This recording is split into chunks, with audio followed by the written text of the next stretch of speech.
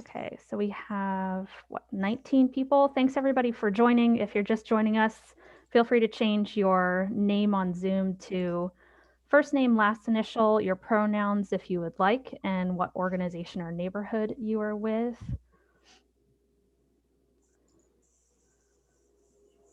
Fraser, that's no problem. I will try to keep my eye on chat during this, and Kyla will be helping me with that too. Thank you. Sorry about that. No worries at all. We're glad you could join for part of it. Okay. So I think, what are we at now? 21. Probably go ahead and get started. If you haven't heard my instructions for the 1000th time, if you would like, you can change your name on Zoom to your first name, last name. Feel free to use one of our cool badge emojis or find your own if you would like. Include your pronouns if you'd like as well, and then your organization or what neighborhood you're living in Richmond. And we are going to get started. And in case you didn't hear it, we are recording the meeting. The meeting recording will be sent to everybody afterwards so that you can catch up on anything you missed. It will also be available for anyone who wasn't able to attend today. I know we have a couple people who weren't able to join us, and will also be used on our staff side to make sure we don't miss anything that you all say. So with that, we might be getting a couple other people, but I'm going to go ahead and get started. So for any of you who I haven't met in person yet, which is a couple people, unfortunately, my name is Brianne Fisher, used to be Mullen, and I am still getting used to that. I am the sustainability coordinator for the City of Richmond Office of Sustainability. And just to make sure you're all in the right place, this is the Environment Working Group for the RVAgreen 2050 Climate Action and Resilience Planning process. Thank you all so much for being here. This is our first official Environment Working Group meeting. Thanks for everybody who was able to join the community engagement and equitable community engagement and decision-making training a couple of weeks ago with Virginia Community Voice. That was something we wanted everyone to start off with as a foundation to our equitable planning process. We'll be getting into that in more detail throughout the next few meetings that we have. So if you weren't able to attend, you should have the link to the recording. Please watch it and do our follow-up survey, and also reach out to us if you have any questions. So I am going to share my screen. I will warn everyone, this is going to be hopefully the only meeting where I am talking at you for most of the time. What we want to do today is set a foundation for everyone as far as what RVAgreen 2050 is, your role in the process, which is very important, and the work that we will be doing together. Some of you will have heard already, so I apologize for any replication that you're getting, but I think this is all important information. You all will also have access to these slides in the Google Drive. They're actually already up there, so you will be able to go through those at your leisure. I'll be going through this at a kind of fast pace with some breaks for questions. Also, feel free to put questions in the chat. My co-coordinator, Kyla Logan, is on the call from our office, and she'll be helping to monitor the chat. So feel free to put anything as it comes up, and I'll try to address all of your questions. We also want to keep this pretty informal, so if you can mute yourselves, that'd be great in case you get any canine visitors like I might have, or any other background noise, but feel free to also just chime in as you have questions or thoughts about the material that we're going through. So we are going to be doing some introductions, but just real quick, a couple things I'm going to start with. We're going to be creating some group ground rules and expectations for how we are going to work together in this process over the next year or so. We'll be doing some introductions in breakout rooms. And then, like I said, you will be hearing a lot of my voice today. And hopefully from now on, that is not the case. But we want to make sure that everyone is on the same page as far as what RVAgreen 2050 is, how we hope to work together to create this equitable climate action and resilience plan, And then we'll talk through logistics of how we'll work together over the next few months at least, and next steps for immediate actions. So before we go into introductions, hopefully this is something that is familiar to everybody. You can see that I have notes on my slides. That's because I want to be taking notes as you all are talking. So the first thing we want to do is set out some ground rules / group expectations for how we are going to interact with each other in this new virtual, well, new-ish virtual space. These we got from, other places, other meetings we've been part of, things that we've heard that might be helpful for interacting in a virtual environment. So above all, we just want to be respectful of everybody. That includes time, opinions, all of that. Just to go through a couple of other of these, because we only have 90 minutes together at a time, we want to make sure that we're not being too repetitive. No soapboxing, please, if you can help it. We can save parking lot items for an official parking lot. We can also keep a happy hour parking lot if people want to do that. But we want to make sure that the 90 minutes we have together each month or so is used efficiently. What else? If anyone was part of the Richmond 300 planning process, something that I really liked that they used is aiming for consensus. So we will be working together to draft actions and strategies for the city's climate action and resilience plan. And we may not all agree on every single thing that comes out of this group, but if you can live with it, that's what we're aiming for. Also, if people can just be open to new ideas, and a number of other ground rules that you can read for yourselves. But more importantly, I wanted to see, and you can put this in the chat, you can unmute yourself, you can think about it and email us later.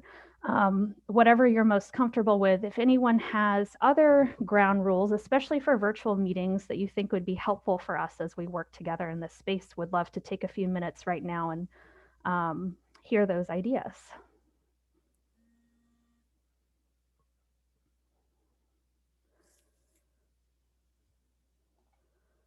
And if no one has any, I'm going to assume that we did an awesome job and this list is perfect, which is a great start to my day. Actually, Brianne? Oh, no, bravo. I'm just kidding. As soon as you set perfect up for the goal. One of the things that's sometimes useful to think about is kind of speaking for yourself and from your own experience. Mm-hmm. A lot of times we'll have a tendency to say, well, it's like, and everybody, right? And that's sometimes helpful and sometimes not. Mm-hmm. I wanted to kind of propose an idea. I found it really helpful in these virtual settings to do like a thumb rule kind of thing when we are doing any kind of group discussions, just to kind of visually see where everyone's at with the points that are brought up. Like if you kind of like agree with what someone is saying, put your thumb up, or something like that. That's been super helpful in some of these working groups I've been a part of. Awesome. And thank you, Wafame. That's a great idea. If folks are not familiar with how to use reactions in Zoom, there are plenty of tutorial videos that you can watch on like all the features that Zoom has. I think this one, you would just go to the bottom of your screen, and I believe there's just a reactions button. It's different on my, what am I doing? Like moderator thing. We can also use the polling tool. So if folks, if at any point we get to a point where folks think that something anonymous, some sort of decision-making tool would be helpful, we can quickly set up a poll to make some sort of decision. Like, do you think we should move forward with this option or this, or are you comfortable with this? Yes or no? We can use that as well. There are probably also other kinds of like virtual decision-making tools that we can employ, and we definitely want to be creative and inclusive in this space. So any other ideas for right now on the ground rules and group expectations? We have a message in the chat. Okay, Kyla, do you mind reading it? Yes, it's Elmo. It was also used with the Richmond 300. Oh, yeah. Enough. Let's move on for when discussions are dragging on or taking too much time. Good one. I remember that. There was also one from Richmond 300. I'm not going to put it on the list unless someone else wants it. It was something about like a chicken dance. I don't know if folks remember that. If the energy is getting low, we all have to do the chicken dance. I am not doing that, but we can think of something else. Maybe But we I thought can. if the energy was getting low, it meant that you had to do the chicken dance. If it gets that bad and y'all need a chicken dance, I'm here for it. So, but that would be we'd be in rough shape if that happened. All right. Anything else? Anything else in the chat, Kyla? For some reason, I can't see it, but No, that's everything for now. cool. Okay. And this is going to be at the first slide on all of our group meeting presentations. We can continue to add to it. We can remove things that aren't working. This is going to be our group list for the rest of our time working together moving forward. So now we want to do some introductions now that we've set those ground rules. I'm going to stop sharing my screen, but before I do, I'm just going to copy this so I can put into the chat. What we're going to do is go through our group and everybody is going to get off mute if you can and tell us your name, what organization you're with if you are with one, and if not, or if you just want to share what neighborhood in Richmond you live in. And then we're going to go into smaller groups to talk about what motivates all of us to help make Richmond a more equitable, healthy, and resilient place. So let me stop sharing. I'm going to just go first and then hand it over to Kyla, and then we will go to our fabulous co-chairs, Jen and Rob, and then Kyla is just going to read down our participant list so that we don't have to wait for people to volunteer. So again, I'm Brianne Fisher. I am the Sustainability Coordinator with the City of Richmond Office of Sustainability, and I also live in the Oxford neighborhood, which is sort of near Stratford Hills and Chippenham. Kyla? I'm Kyla Logan. I'm also with the Office of Sustainability. I'm a management analyst and I am not a Richmond resident. However, I am loving the city. I am from Surrey, Virginia. Thanks, Kyla. All right, we'll go to Jen. Hi all, Jen Clark. I work for the City of Richmond in Stormwater Utility, where I do the public education and outreach. I live in Shaka Bottom. All right. Rob? Rob Jones, Executive Director, Groundwork RVA. I am a North Side guy. All right, Mary, can you go ahead? Yeah, Mary Argentiano. I'm not affiliated with anybody right now. I live in the 4th District in Stratford Hills. Used to live right at the entrance to the wetlands. And I'm a big supporter of groundworks. Parker? Good morning. Afternoon, another. My name is Parker Agelesto. I'm the Executive Director for the Capital Region Land Conservancy, former City Council person for the 5th District, and I now live in the Malvern Gardens neighborhood. Todd? Good afternoon, I'm Todd Lookingbill. I'm a professor at the University of Richmond, and I work in geography and the environment. Thank you. Maggie? I'm Maggie Hopkins. I am on the Green City Commission, and I'm also an environmental engineer and planner for a firm called AKRF. And I live in Stratford Hills. Sounds like right near where Mary used to live, right next to Pony Pasture. Thank you. Fraser? I'm Fraser Armstrong. I'm the Executive Director of Capital Trees. I live over very near Huguenot Flatwater, which until recently was underwater. Quite an interesting experience. I have lived on a river of some sort for almost 40 years. So I'm a river girl. Thank you. Justin? Good afternoon, everybody. Justin Doyle with the James River Association, and I live in Richmond's East End in Church Hill. Thank you. Emily? Hi, I'm Emily Yates. I'm not affiliated with an organization, but I live in Barton Heights, which is in North Side. Thank you. Christina? Hi, I'm Christina Benini. I'm with the Alliance for the Chesapeake Bay. I work on green infrastructure projects for them. And Fraser and I are neighbors. We live over near Huguenot Flatwater in the 4th District. Nice. Wafame? Hi, everyone. My name is Wafa May Elamine. I hoping to get back to Richmond soon. I had to uproot to move back home, but I'm a National Environmental Leadership Program Fellow. I'm one of 20 people selected in the nation. And I have my own company called Self-Made Roots, and I work to strengthen grassroots and community initiatives. Thank you. Jeremy?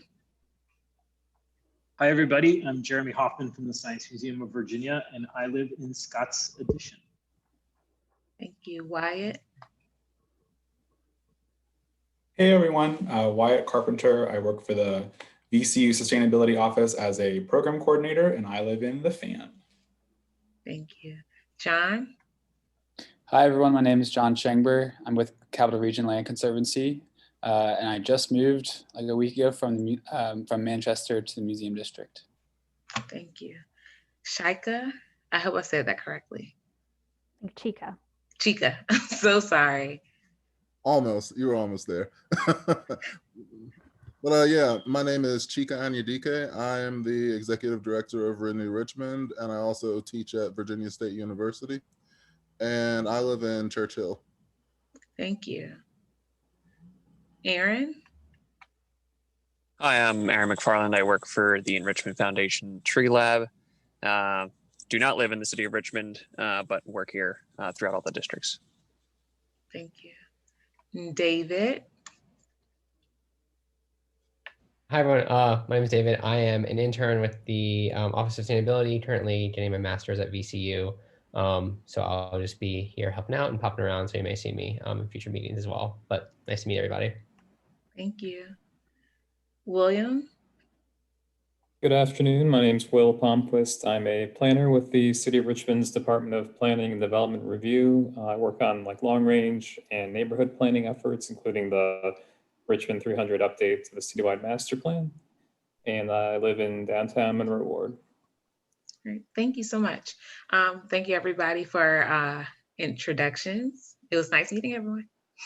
Awesome. Thanks, Kyla. And thank you so much, everybody. I'm looking forward to what sounds like an amazing 4th District happy hour at some point, but everybody can be invited too. Okay, so if I did this correctly, I'm about to split everybody into groups of 10. We have group 1, which will be facilitated by Jen and Kyla, and group 2 will be facilitated by Rob, and I'll be popping in once I make sure I got everybody into a breakout room. What we're going to be doing is spending about 10 minutes, everybody will get about a minute to tell our smaller groups what motivates you to help make Richmond a more equitable, healthy, and resilient place. So I'm going to go ahead and open them up, and I'll be giving you a time warning as well, and the question is in the chat if you need it. All right, here we go. You should have a pop-up saying, go to your room, something like that.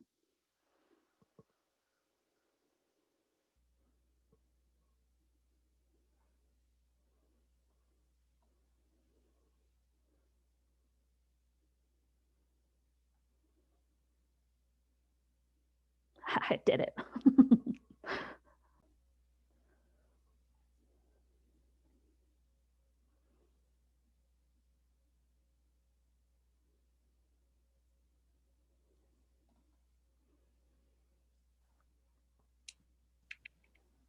All right, welcome back, everybody, as you're coming back.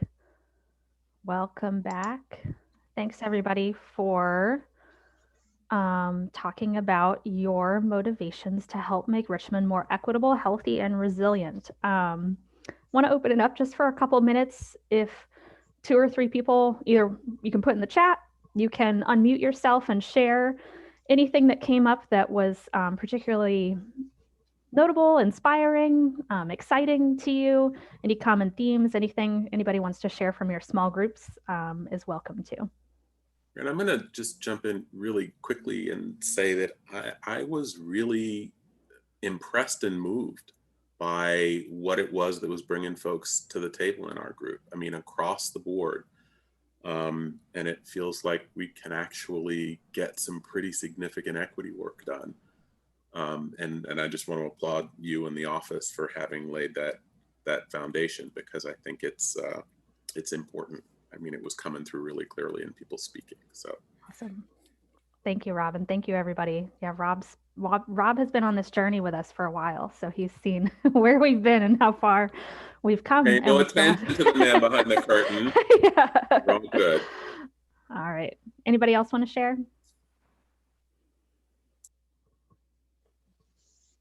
If not, that's okay.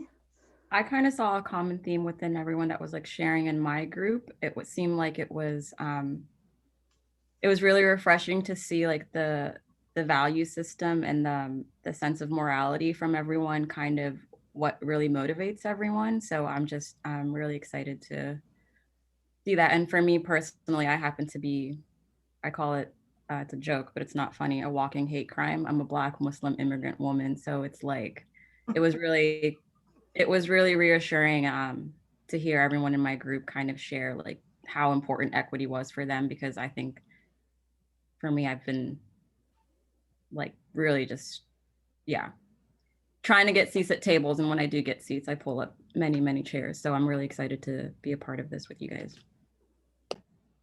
Awesome. Thanks for sharing, Wafame.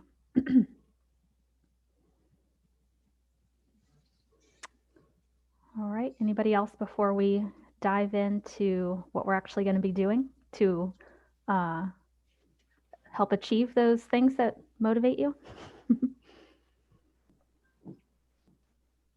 No? Okay. Well, feel free to share in the chat as we go along. I hope that we'll have lots of additional time for these kinds of discussions throughout our work together.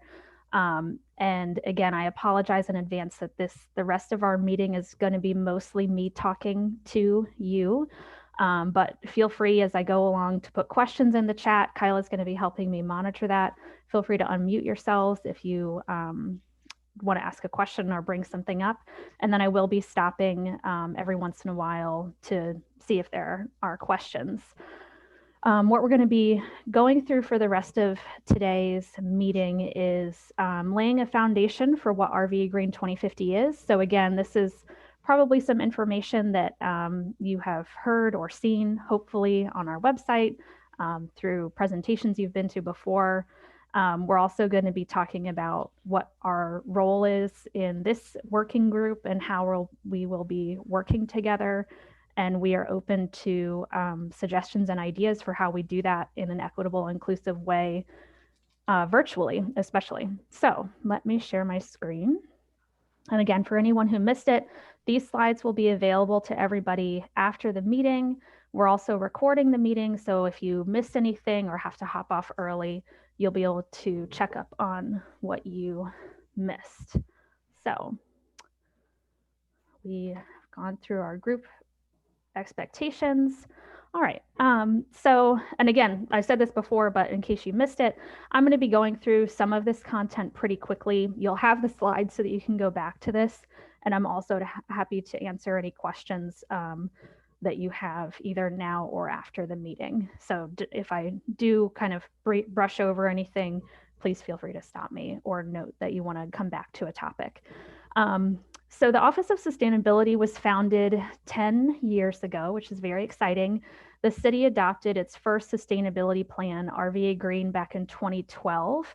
And in 2017, Mayor Stoney, within the first couple months of his term, announced RVAgreen 2050, which is an evolution of the sustainability program into a climate and resilience and equity focused program. And so that's what brings us all here today, is addressing the goals of RVAgreen 2050 and creating a roadmap of actions to meet those goals.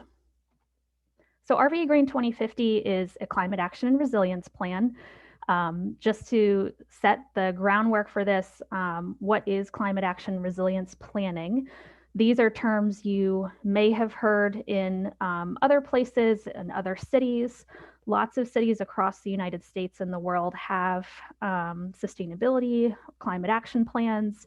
What we've seen traditionally is that these plans will be, in some cases, separate plans. So you may have a climate action plan, the goal of which is to reduce greenhouse gas emissions and pollution, separate from a resilience or an adaptation or climate preparedness plan the goal of which is to become more resilient to the impacts of climate change.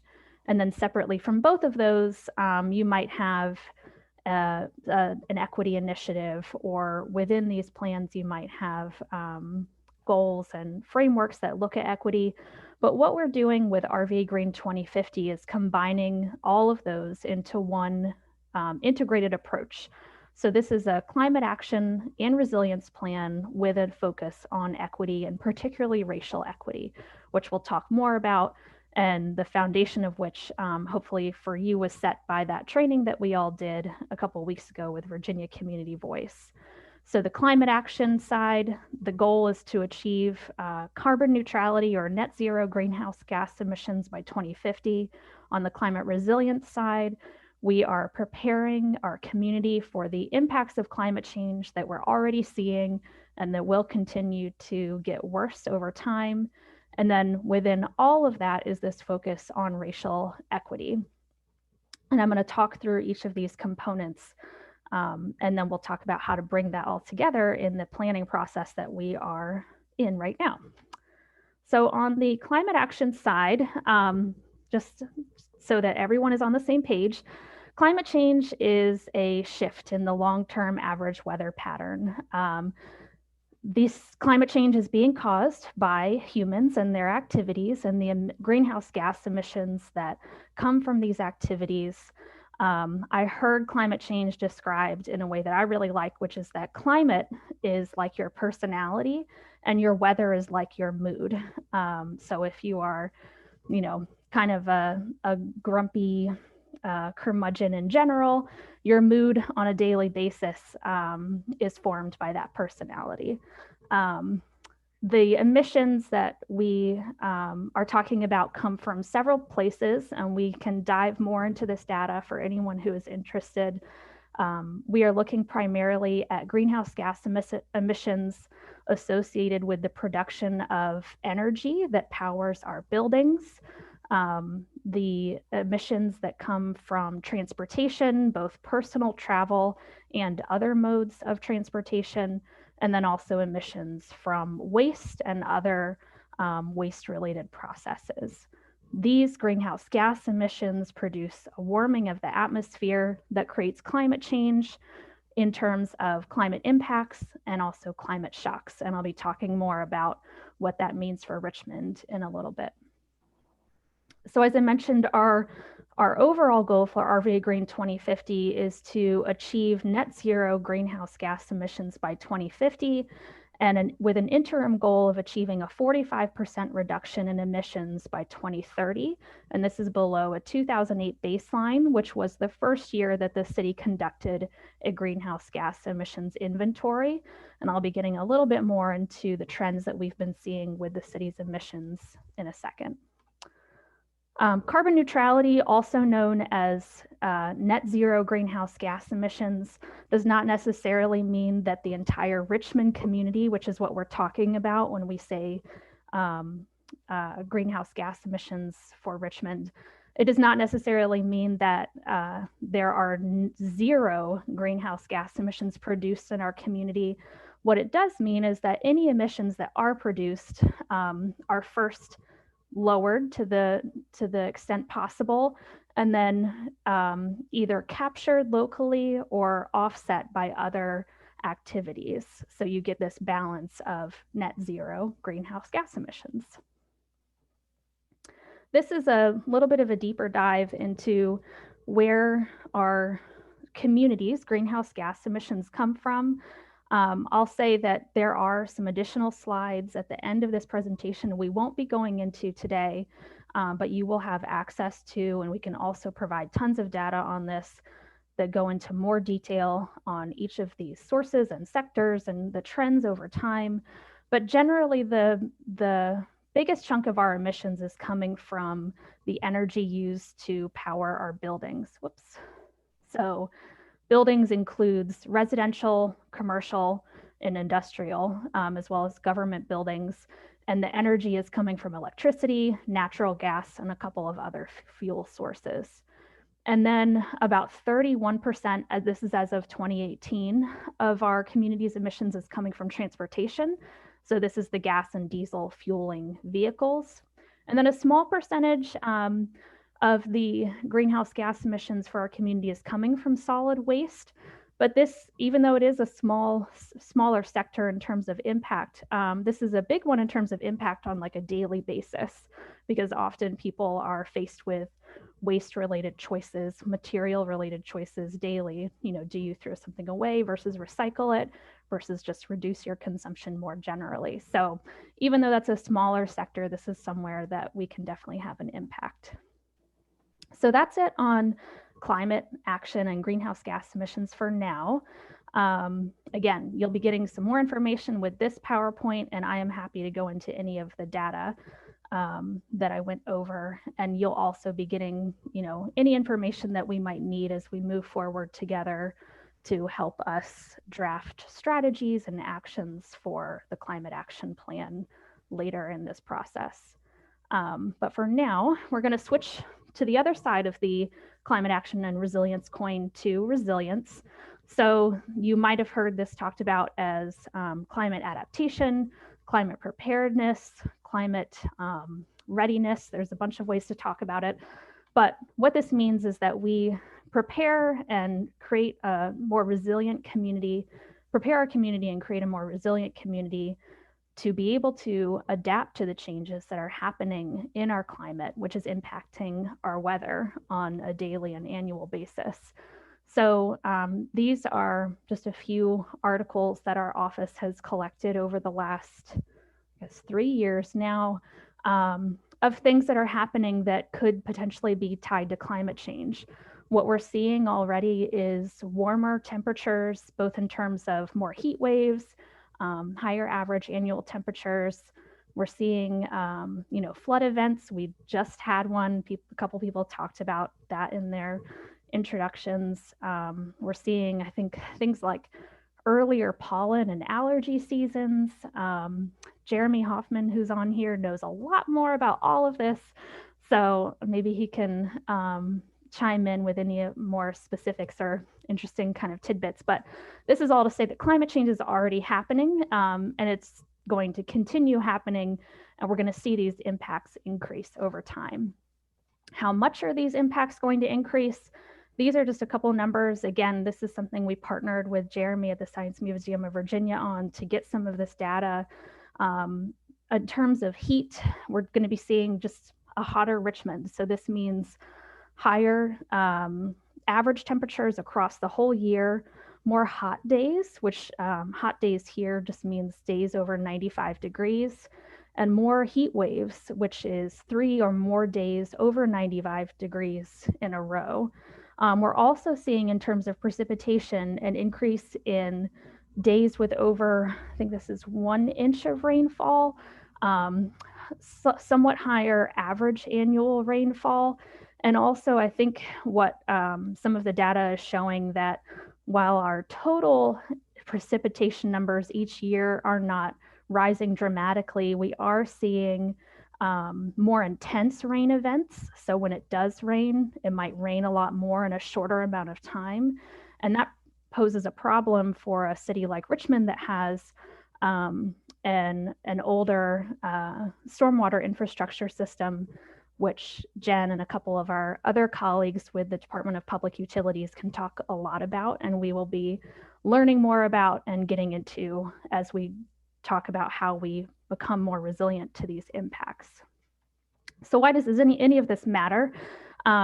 These climate impacts and the climate shocks create risks for all of us, for our community, individual residents, communities at large, neighborhoods, government services, and these are across the board, you know, impacts to health, impacts to natural resources and the environment, disruptions to critical services, impacts to built infrastructure. And so we're going to be looking at specifically what impacts these climate impacts and shocks might have to our community in a couple meetings. But generally, these are the things that we want to be looking out for. So that's all for now, just high level overview of climate resilience and adaptation. And perhaps most importantly, I'm going to talk about equity now.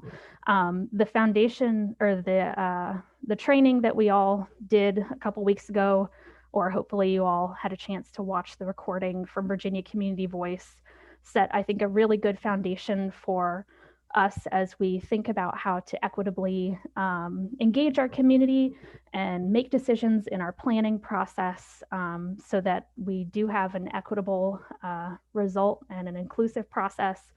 This is a little bit more about why that is so important. So when it comes to climate change, we know that it's affecting different people in different ways. And this is because of a number of factors that you can read through later on this slide, but a lot of this comes down to race. Maybe all of it comes down to race, frankly. So there are studies and data that show that if you take any kind of inequity or factor you might think about and add in race, race makes the difference. So you could take two people who are both in a lower income, lower level of income. If one is Black and one is white, the Black person is more likely to have worse life outcomes than the white person. And this is because of, and this is true across the country, this is true in Richmond, because of historical and institutional racism, which we will definitely be getting into more, I'm sure, in all of our discussions. The way that this plays out now is that people of color, particularly in Richmond, when I say people of color, I mean Black and African American and Hispanic and Latino people, are more likely to face harm because of crises like climate change. This is because they are more likely to live in places with less green space, more likely to live in places that don't have access to sustainable transportation options or energy efficient housing. You can read some of these other things. And like I said, in Richmond, as well as many other places, this all comes down to race.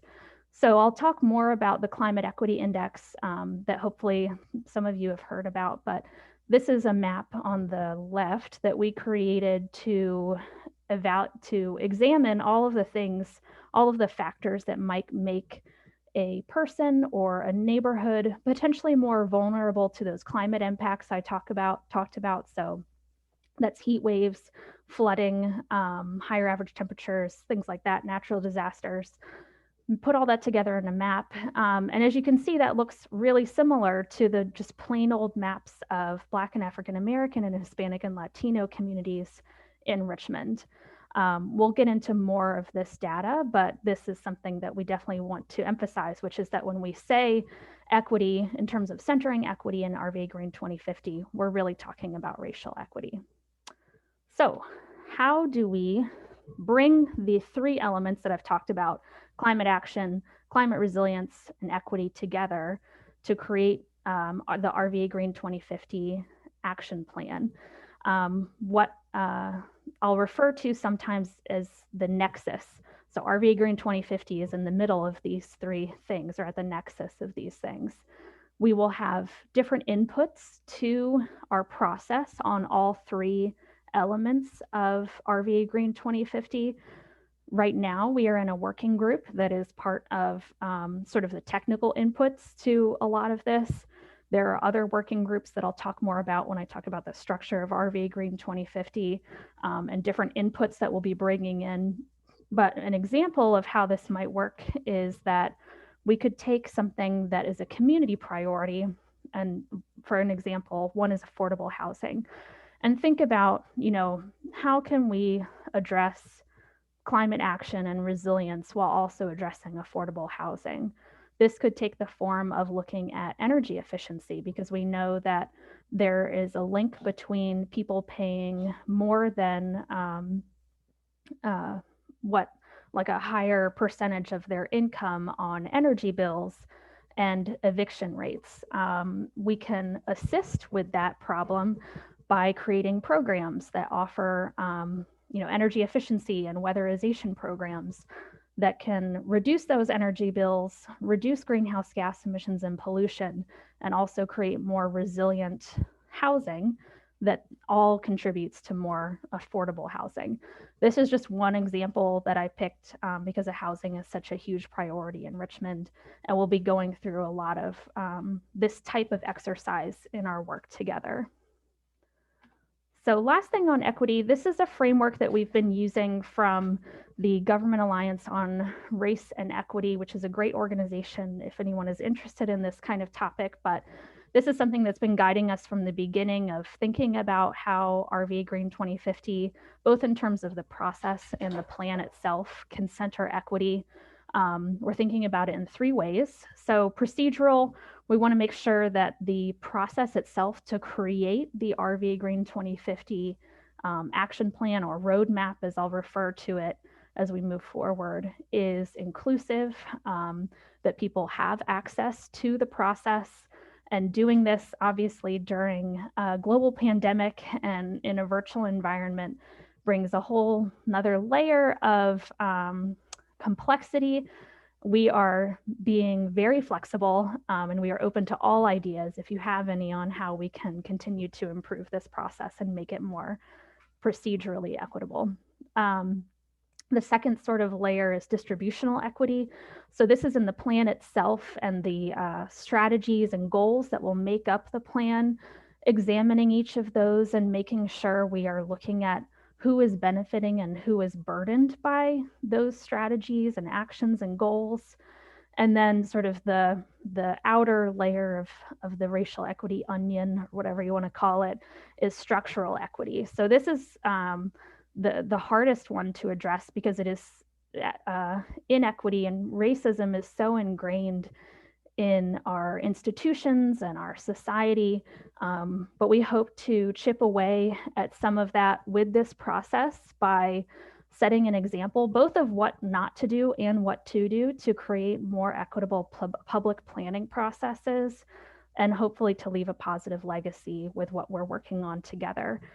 So we really appreciate everybody being, open and excited about doing this and hopefully creating some good lessons and best practices that we can use in the future, not only in sustainability and climate planning, but in other areas of the city planning as well. So 2 more things before we get to like a question and answer break on what is RVAgreen 2050. We have a slide here on targeted universalism, which is I would call it like a framework or a principle that we are following, just to say that we know that a single strategy will not work for everyone. We have a universal goal for RVAgreen 2050 of achieving equitable climate action for a healthy and resilient Richmond.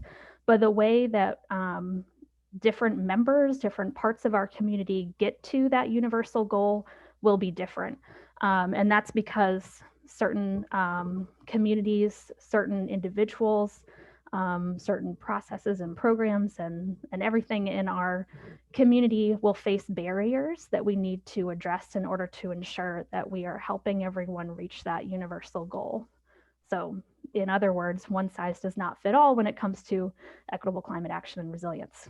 And then this, the people-centered approach is something that we learned about, again, through Virginia Community Voice.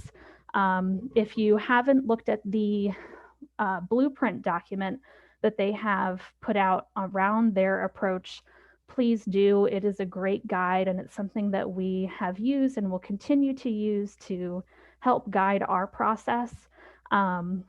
We have identified different parts of our process that will address the listen, connect, and craft and reflect pieces of the people-centered approach.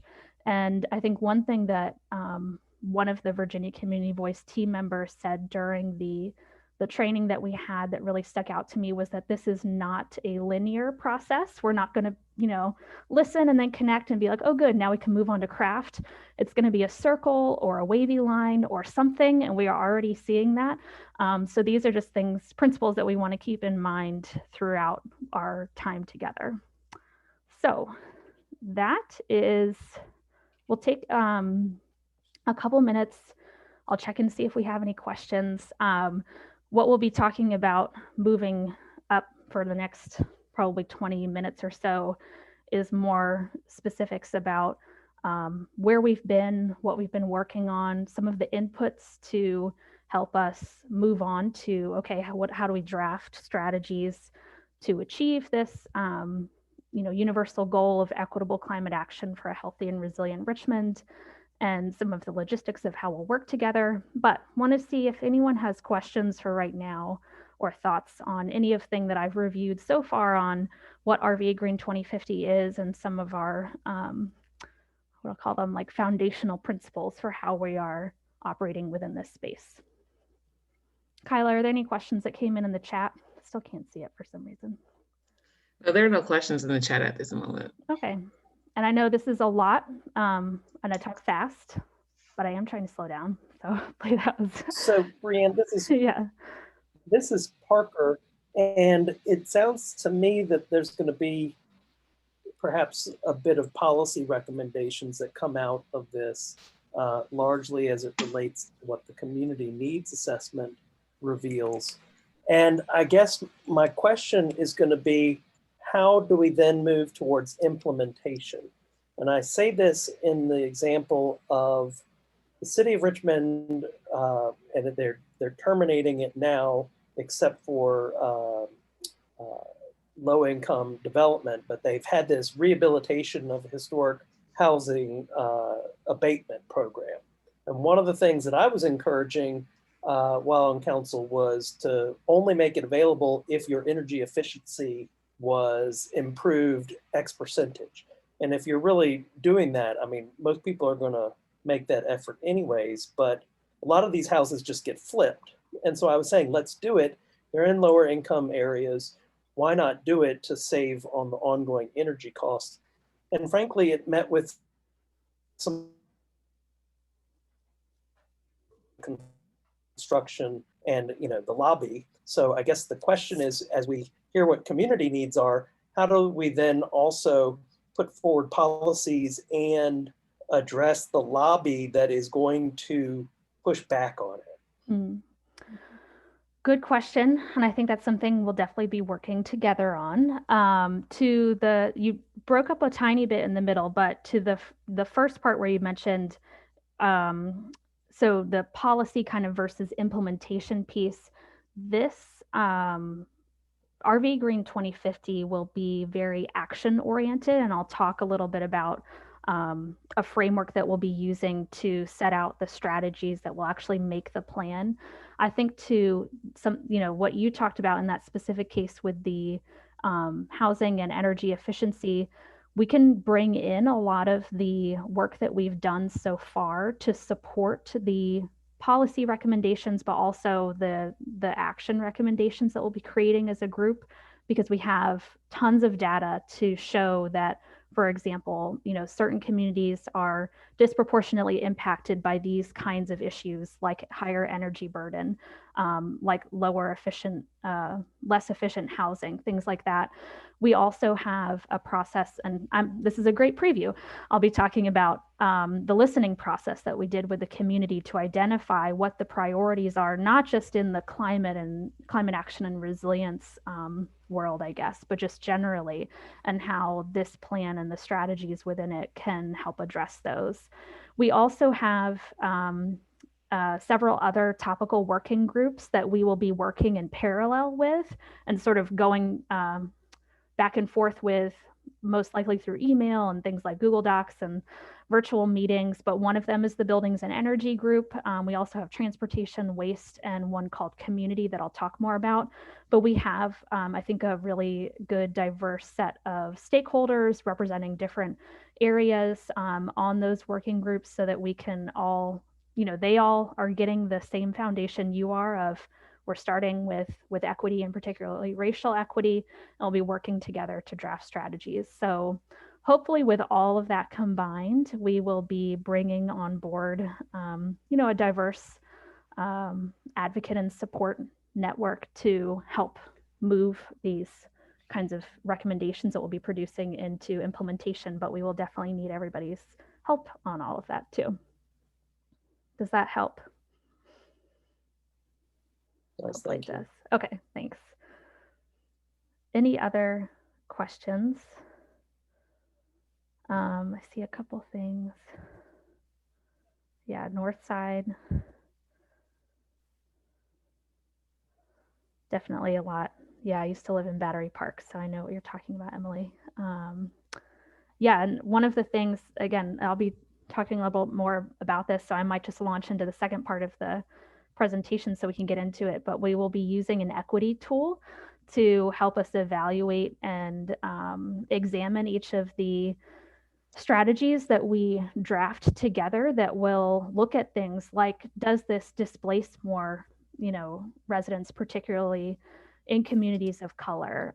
Does this help address, does this particular strategy help address the community priorities of achieving more affordable housing and a number of other things? So we'll have a couple of resources while we are drafting the strategies to help us think about all of that.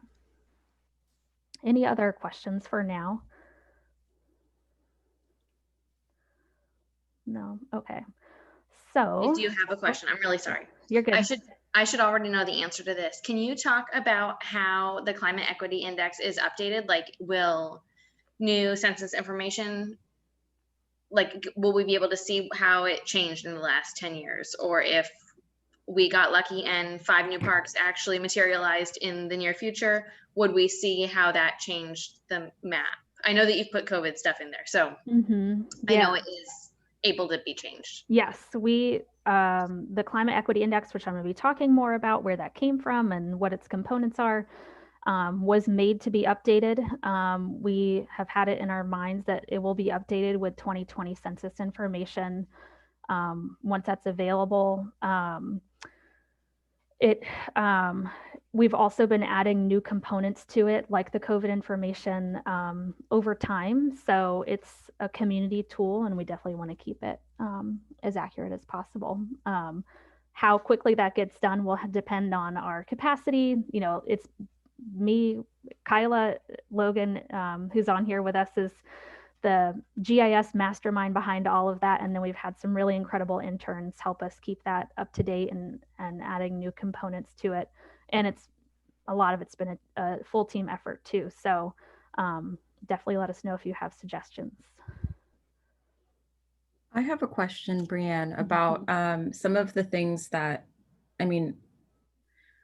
with this planning process, what do you think, will we be able to kind of suggest reversal of some of the things that have been inequitable and from like an environmental lens to, I guess, more Black and Brown communities? Or is it kind of just whatever has happened now, we just have to plan for, like, does that question kind of make sense? I think so. And I don't personally see anything wrong with recommending reversal of things. I think we would want to come in with, which again, I think the data will help with a lot of this. We also have, I'll talk more about this, but we have a group of folks, some of whom are on this working group, which is amazing, but our Racial Equity and Environmental Justice Roundtable is a group of residents who are bringing their lived experience expertise to our process. And I think if we can combine data and lived experience through engagement to show that there's been a disproportionate impact, and then create a new, recommendation or strategy to address that and create more positive and equitable outcomes for everyone, that is definitely one of the goals of what we are doing. Does that help? Okay.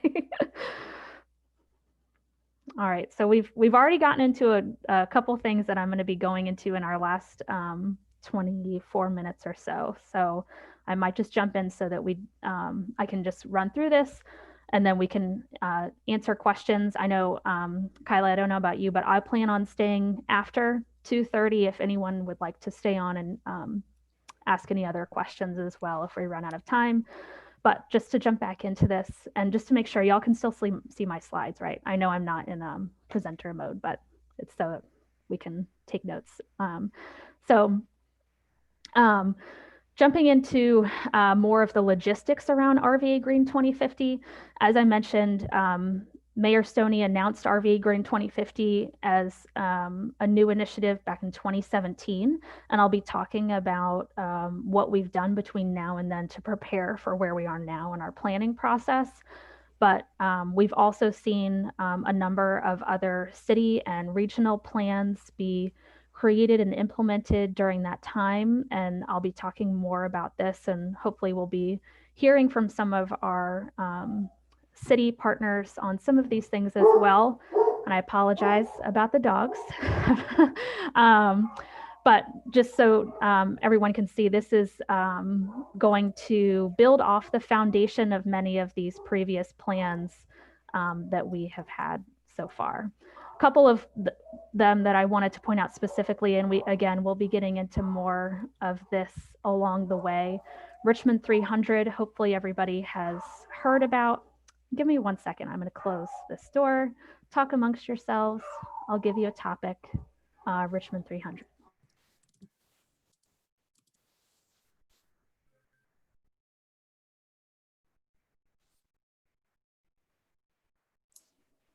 So Jen, you got jokes? Oh my goodness, yes. Okay, sounds good. What do twins eat? Okay, I'm back. Goodness, they eat pears, just so everybody's clear. Oh, of course. Oh goodness, the joys of working at home. Never leave us alone, Brianne. Hopefully you didn't go completely off the rails, but if you did, that's okay. That was pretty corny. Oh, bad. Can't leave you for 1 minute. Okay, so lots of amazing. So what do twins eat? What do twins eat? I don't know. Jen? Pears. Oh. Rob, I mean, corny as it is, I was ready. I'm just prepared for my comedic career. That was a great. Didn't I know that? So here we go. I'm always perplexed. Why do we park on a driveway and drive on a parkway? Okay, I'm going to table this discussion for our happy hour later today. You laughed. Look. Keep them coming. We need it right now. So I'll put maybe we can select someone who's in charge of bringing the corny joke to the next meeting at the end of this. But back to our regularly scheduled programming, lots of amazing stuff happening in our community. We will be getting into all of these things and more. Just wanted to say there's things happening at the city level, regional level, national level, state level that will be helping to set a foundation for the work that we're doing together in this working group in particular, as well as the plan itself. So in terms of RVAgreen 2050 and the process, we are right now in the last part of the understanding community priorities phase. As I mentioned, the overall initiative RVAgreen 2050 was announced back in 2017. Over the next 2 years or so, we did a lot of research and gathered a lot of data that will help us in this phase. I'll be talking more about all of that. Then this year, we've been working on launching the community engagement, which was really interesting as we launched it right when COVID started. And then next year, we'll be getting into the actual plan development of drafting strategies, bringing those to the community, seeing what they think, going back to the drawing board, refining, with the goal of having a draft roadmap, a 5-year action plan at the end of 2021 that will be finalized and adopted in 2022. And I'll come back to this timeline in more specifics in a minute. So just a couple things on where we've been and some of the inputs that will be helping us draft strategies in our work together. One is an urban heat vulnerability assessment. This is something that I think through the great work of Jeremy at the Science Museum, hopefully y'all have all heard about.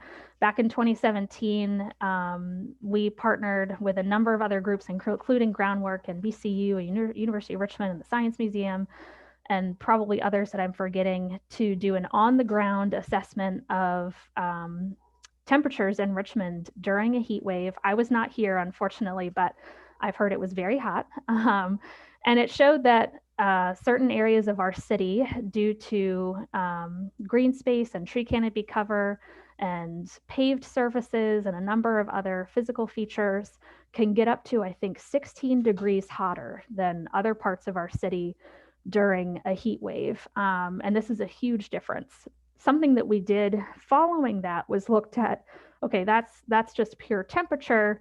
What would that mean in terms of the human impact? Looking at who is potentially more vulnerable to something like heat-related illness because of pre-existing conditions and other factors like housing and others. So this was a map that we produced this summer. This summer? Yes. That looked at, I think, something like 20 demographic and health and other factors combined with that urban heat island surface temperature data to see where in our city there might be more communities that are vulnerable to those higher temperatures. This also has to do with our climate equity index, which I've mentioned, but was a tool that we created beginning back in 2018 or so, that looks at 39 factors that can create climate vulnerability for both individuals and neighborhoods based on things like demographics, so your race, your age, your gender, health factors, so again, pre-existing conditions, other illnesses, housing factors like what type of housing you're in, what your household makeup is, do you have central air conditioning? All of these we combined to create this one map. And the areas that you see in darker red are what we refer to as communities that are on the front lines of climate change. So these are places where people and neighborhoods are potentially more vulnerable to the climate impacts of more or higher temperatures, more extreme heat, and also flooding and more extreme precipitation. And then I'll send a link in our follow-up email after this meeting, just for anyone who hasn't played around with this yet, but we created an accompanying interactive mapping tool that's online where you can explore all of these 39 demographic factors, as well as a number of other elements, such as our urban heat island temperature map, the floodplains. So we have some elements related to historical and current inequities like redlining and other policies that have impacted what we see now in terms of potential climate vulnerability. And then backing up even bigger picture, all of that work was part of a climate vulnerability and risk assessment that is helping us identify what Richmond's climate future will look like. And because of that climate future, what people, what communities, what built assets and natural resources might be vulnerable and at risk due to those climate impacts of more extreme heat, heat waves, flooding, more extreme precipitation, impacts like that. And what we're going to be doing together, actually, in a couple of months is evaluating what the potential risks are to those assets and communities.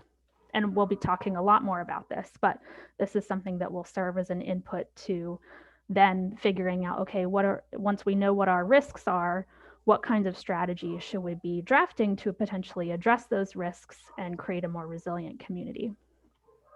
On the climate action side, one of the inputs to the process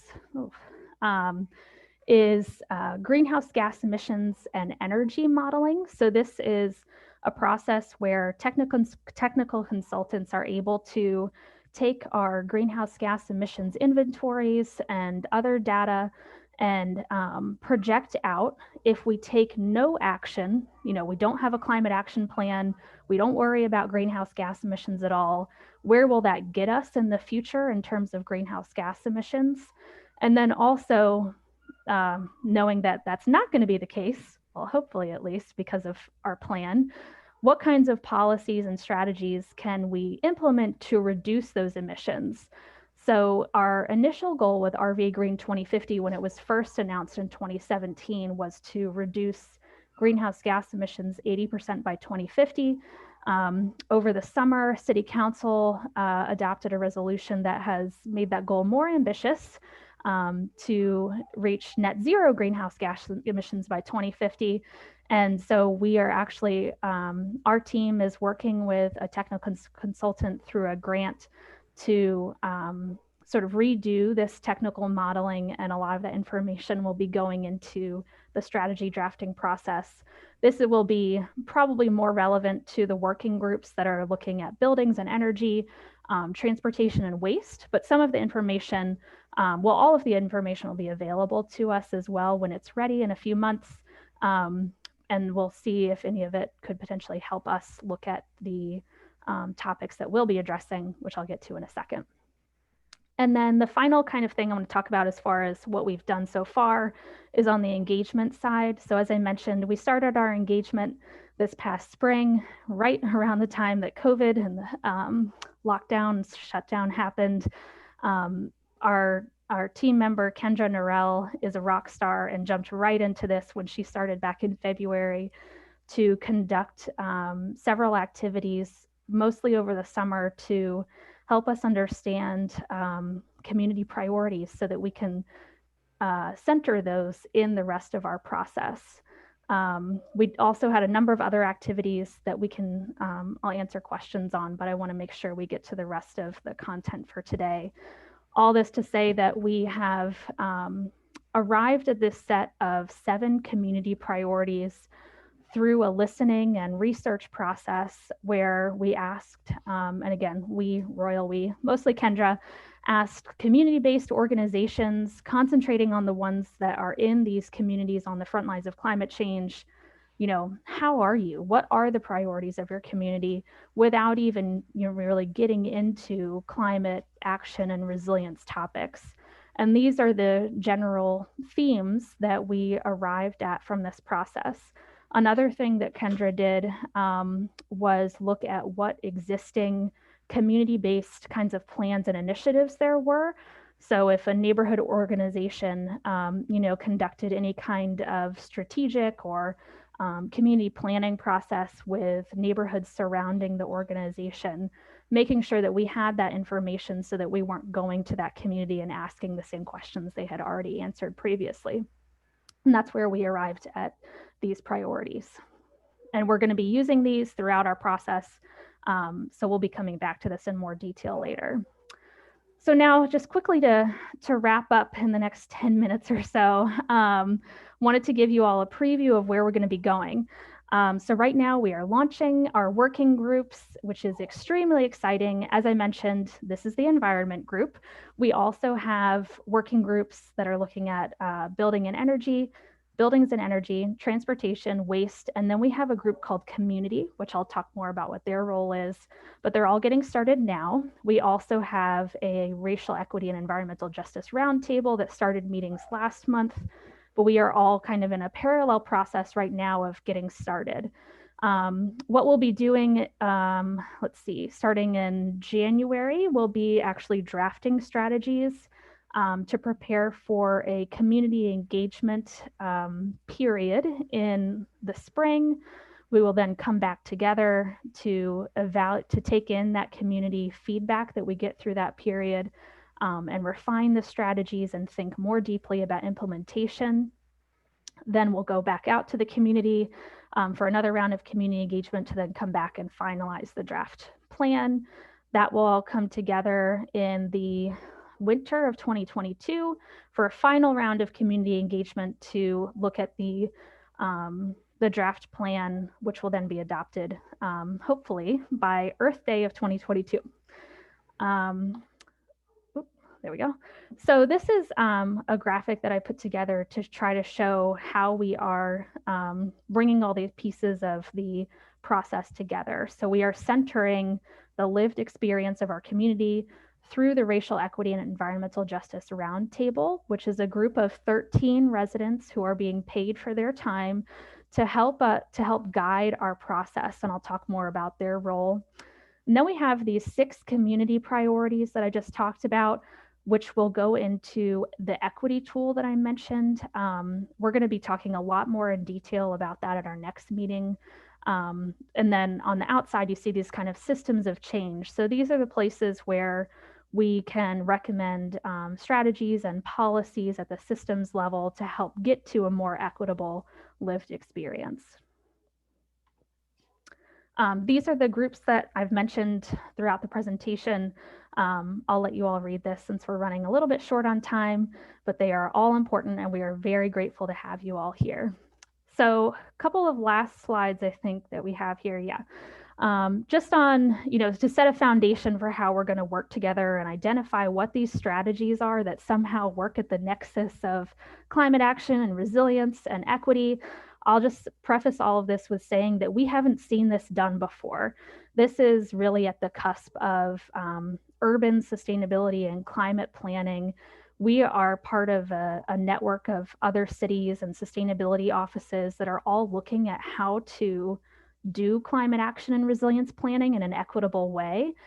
We are all, seeing the hurdles and trying to navigate this together. So we have some help in that way. But generally, we hope to, again, focus on this nexus of how can we address those community priorities of affordable housing, community wealth, and other topics, while also reducing greenhouse gas emissions and pollution and increasing resilience to climate impacts. And this will be a framework that we'll use throughout our process. Another framework that we'll be using to make sure that the recommendations that we are putting out to the community to look at are strategic and actionable is the SMARTY framework. So I know I have seen the SMART framework, but SMARTY was something that was new to me, where it adds on the inclusive and equitable elements.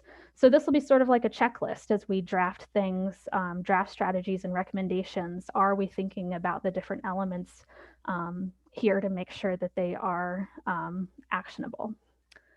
And then we'll come back to this maybe next meeting since we're running short on time, but just wanted to give everybody a preview of our workflow over the next couple months. So right now we are getting started. Our next meeting, we will be looking at a draft version of a vision statement for RVAgreen 2050, as well as the equity tool, which the roundtable will work on first, and then we will take a look at that, provide feedback, and comments. Then that will go back to the roundtable to finalize. But that equity tool will be something that's very important to then going into the drafting strategies phase, which will last through February to get us to that second round of community engagement, I guess, where the community is looking at the draft strategies and providing input. Hopefully you should all have the meetings on your calendars, but I'll be sending lots of emails and reminders along the way. The other thing that I wanted to mention here is that we do have the 5 working groups. So we are an environment down here with the topical working groups, and the community working group is kind of different from the other, what I'll call more technical groups, where this group, the community working group, consists of stakeholders, both technical experts, city staff, but also residents and folks who were interested and applied to participate, who are going to be helping to make sure that our strategies that we draft from the technical end are addressing those community priorities. So the folks on that group are experts in things like affordable housing. I think we have at least one representative from the Office of Community Wealth Building. We have folks who work in the healthcare sector or the health sector. So they'll be kind of like one of our gut checks on, okay, we think that, this is from like the building side, but here's a strategy that could potentially help to make buildings more energy efficient and also create more affordable housing. We're not necessarily affordable housing experts, so it would go to that group for review and making sure that that's accurate before it then goes out to the roundtable for sort of the lived experience gut check, and then to the community. I'll talk more about that in detail next time so that we have some time to talk about that process. And then last thing, the topics that we'll actually be addressing together in this group. This is not a complete list for sure, but we will be looking at all things green. So green space and tree canopy, green stormwater infrastructure, but also looking at other things to reduce urban heat island, water quality and conservation, biodiversity, thinking about protected areas as far as environmental concerns, and more. So as we are drafting strategies together, we will probably be adding to this list. But this is a start for us. All right, so we are gonna have a couple minutes for questions, but before we get there, just because I know some people have to get off, I wanna talk about next steps. I will be emailing all of this to you. So just as a reminder, if you haven't done it already, you have a link to a follow-up survey. Should take 5 to 10 minutes from our equity training. That's really important that everybody does it. Please do it by the 22nd, which is this Sunday. I'll email the link again. Your homework from this meeting is just to take a look at these slides. There are some additional slides that I didn't go over that have some supplemental information that is going to be helpful for us later in the process. We will be coming back to all of this, so don't feel like you have to memorize any of this. You can also explore our shared Google Drive folder, which doesn't have a ton of stuff in it, but just so that you can get familiar with that. You can also start putting in resources if you have any that you think will be helpful. And then finally, email us or take our feedback survey to tell us how we did today. I didn't say this at the beginning because I kind of forgot, but this is actually the first of the first working group meetings. So because we meet on Mondays, the environmental working group will be setting the pace and the precedent for the other working groups, which is exciting, and also no pressure on any of you or me. But if you have ideas for, thanks Jen, how to make these meetings, more interactive, I hope to never talk this much to you ever again, unless we're in a social setting, or any other ways that we can improve this process and make it more equitable and inclusive, please tell us. And then our next meeting will be on December 14th in 4 weeks. I'll be emailing you before then for sure. And now I want to take any questions that you all have. I'll turn this off just so we can see each other and potentially say goodbye, because I know people might have to jump off. So sorry we came right up to the time, but I'm not going to hold anybody after 2:30. So if you have to go, thank you so much, and we'll be following up soon. And if you don't have to go, please stay. We can talk and answer questions. Or if that was all perfect, then you all have a great Monday.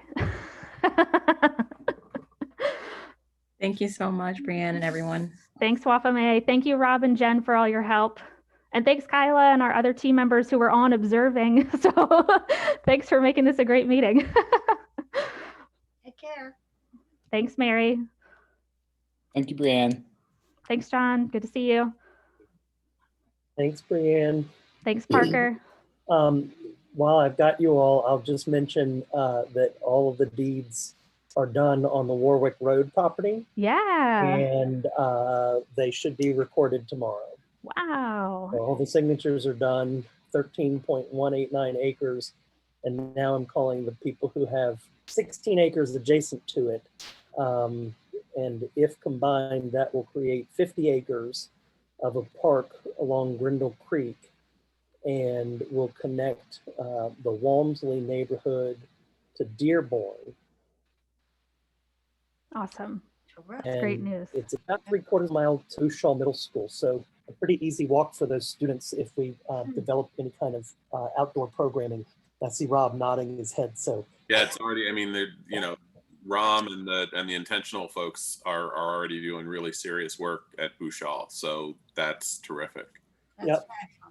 So very exciting. Well, it's great. I'm going to stop the recording now. Okay.